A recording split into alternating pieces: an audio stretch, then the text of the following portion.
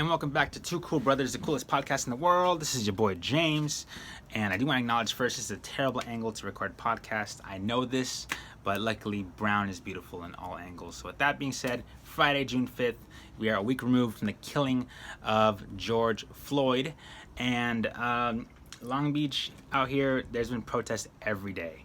Mostly peaceful protests. There have been looters. I do want to not put too much focus on that because remember, we are fresh off of quarantine and many of our citizens have lost their jobs and are really low on supplies. But that being said, we didn't hear from our mayor, Robert Garcia, until 3 days into the protest. 3 days. And to his credit, when the protest finally came to him at City Hall, he did come down from his office and he was asked, "It's been 3 days, what have you done?" And his answer was, and I quote, "I've been setting up meetings and I've been told that was a good idea." Now, what's really disappointing about this, and I'm not going to roast this guy because I really do pride myself when it comes to serious matters like this and being able to communicate my ideas and feelings in a way that's palatable and will also resonate more with my audience. And even those who disagree with me, I feel like if I'm able to just communicate my ideas with them in a respectful way, they'll at least tune me out maybe when I'm done. But what was really disappointing is, one, it didn't sound like he had cared about the issue of police brutality, and it didn't sound like he spent a lot of time thinking about it. When you hear him speak about things he's really passionate about, it doesn't sound like what we heard when he came out of his office. And number two, how unprepared he was for that to happen, where he's the mayor of Long Beach. Our citizens have had problems with the police for decades. And this is still going on in 2020. We're getting shot, we're getting murdered, we're getting hit with rubber bullets.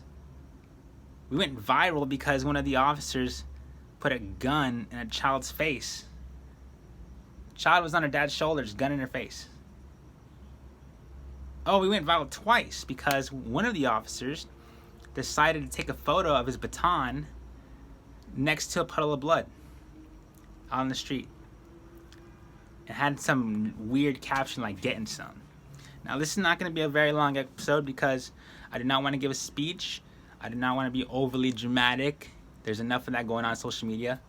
What I really do want to say though is this has to stop and we really need to get a plan going. We need solid ideas. We need to spitball something. Am I the guy? Probably not. Right? Probably not. But hopefully I can be a starting point or some assistance to my people. Number one, all the funding that goes into Long Beach Police Department,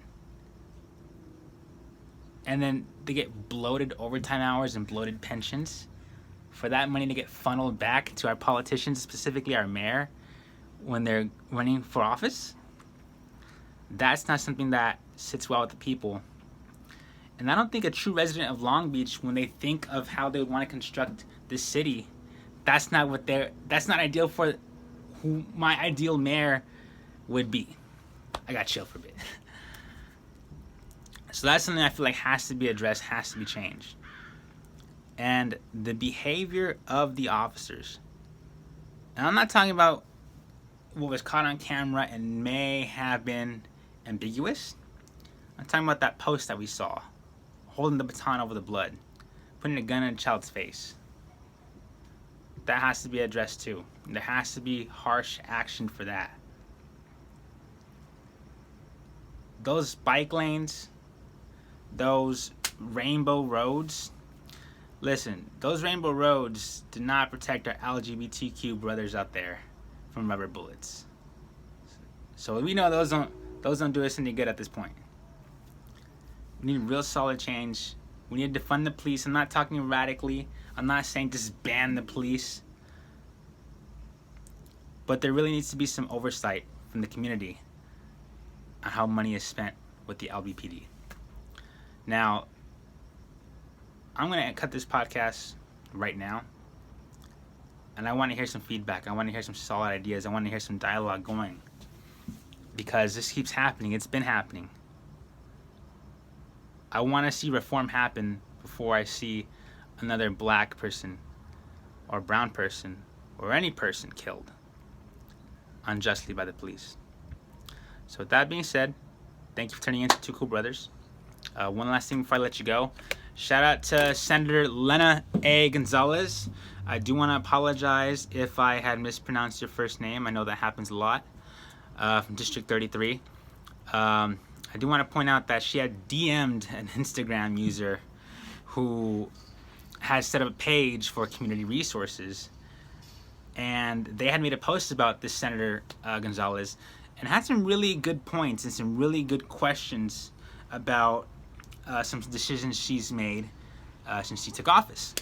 And she DM'd that page, and I'll probably post it on my story, but she called him a hater and just spit flame at him rather than address his ideas.